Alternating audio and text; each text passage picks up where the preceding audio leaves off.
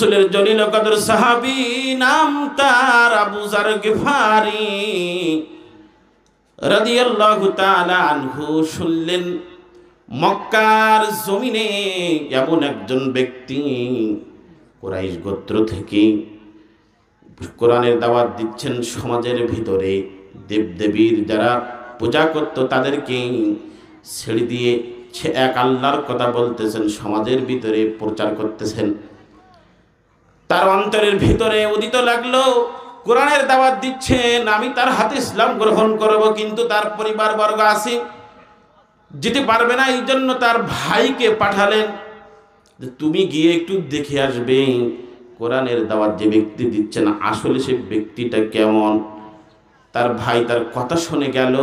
যাওয়ার পর রসুল সাল্লাল্লাহু আলাইহি ওয়াসাল্লামকে দেখলেন, রসুলের কোলে কাজ গেলেন, কি দাওয়াত দিচ্ছেন। দেওয়ার পরে যখন রসুলের কোলে কাজ, রসুল সাল্লাল্লাহু আলাইহি ওয়াসাল্লাম একটা বাণী শোনালেন। বাণীর পর একটা আয়াতে কালিমা তেলাওয়াত করলেন। হাদিসের ভিতরে বর্ণনা পাওয়া যায় রসুল সাল্লাল্লাহু আলাইহি ওয়াসাল্লাম তাকে বাণী শোনালেন, বিসমিল্লাহির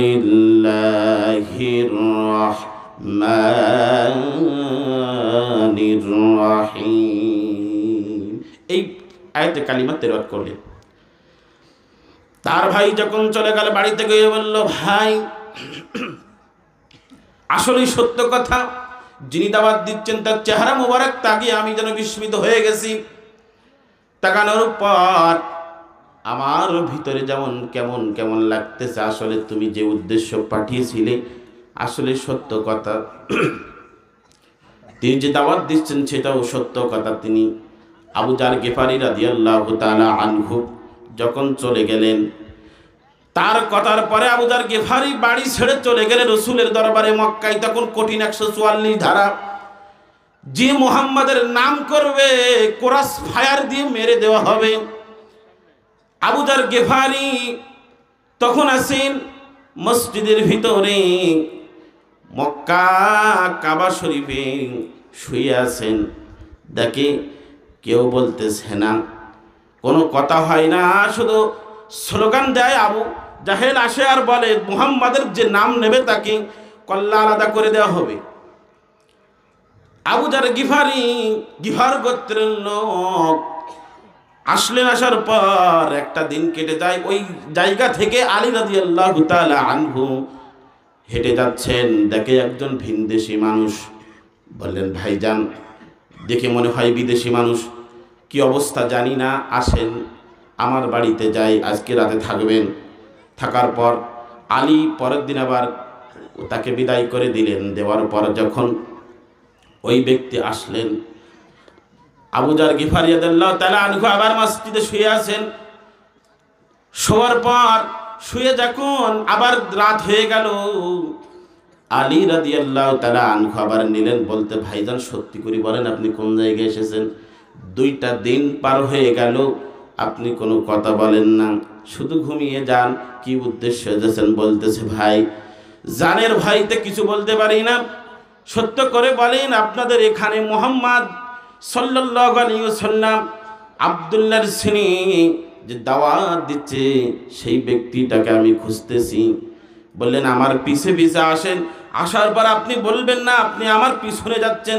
কেউ যদি জিজ্ঞাসা করে, কেউ যদি আসে, আপনি হঠাৎ করে বসে থাকবেন, আমি পিচ্ছাপ ফেরার ভান করে এক জায়গায় চলে যাব, কাউকে জানানো যাবে না। লুকানো হয়েছে, রসুল জানের মায়ায় লুকিয়ে পড়েছে। তাহলে এখান থেকে ভাবতে হবে, শুধু এইখানে নয়, জানের মায়া। রসুল সাল্লাল্লাহু আলাইহি সাল্লামকে বলেছিলেন রসুল গুপে থাকেন। আবু যার গিফারি রাদিয়াল্লাহু তাআলা আনহু রসুলের দরবারে গেলেন। রসুলের হাতে হাত রেখে কালিমা পড়লেন। কালিমা পড়ার পর বলে, রাসূলুল্লাহ ইয়া হাবিবাল্লাহ, কালিমার দাওয়াত আমি প্রকাশ্যে দেব। বলল, আবু যার পাগল হয়ে যেও না, প্রকাশ্যে দেওয়ার দরকার নাই। বললেন, না আমি প্রকাশ্যে দাওয়াত দেব।